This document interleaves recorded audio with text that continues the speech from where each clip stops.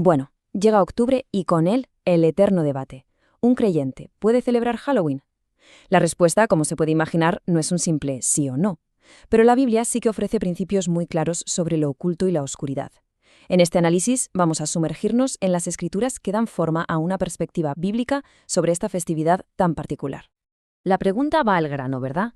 Y aunque, obviamente, la palabra Halloween no aparece por ninguna parte en la Biblia, los textos antiguos sí que tienen mucho que decir sobre los temas que la rodean.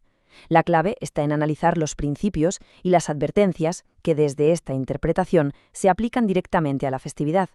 Para empezar a desgranar este tema, el punto de partida lo encontramos en el Antiguo Testamento.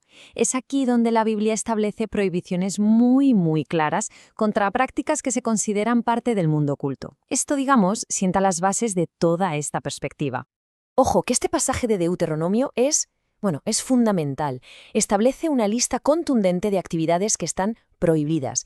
Y el lenguaje es increíblemente severo. No se ha hallado en ti. No es una sugerencia, es un mandato de exclusión total de estas prácticas de la comunidad.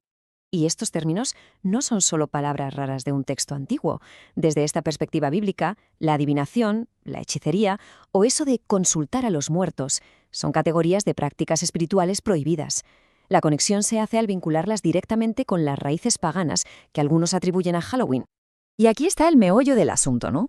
Se traza una línea directa entre estas prohibiciones de hace miles de años y los elementos más oscuros y sobrenaturales que a menudo se celebran en Halloween, como pueden ser la brujería o la comunicación con espíritus.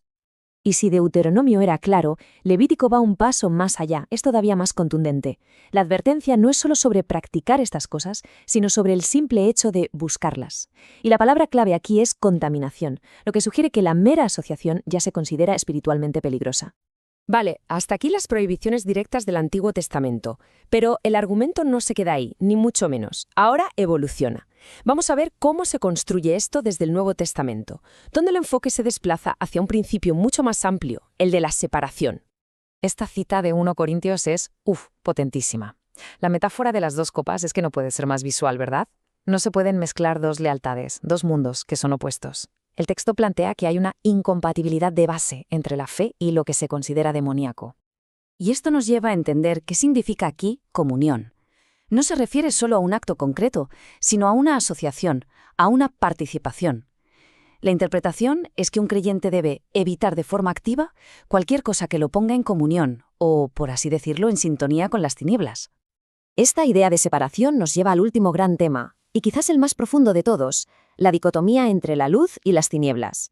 Y esto se presenta no como algo de una noche, sino como una elección de vida constante.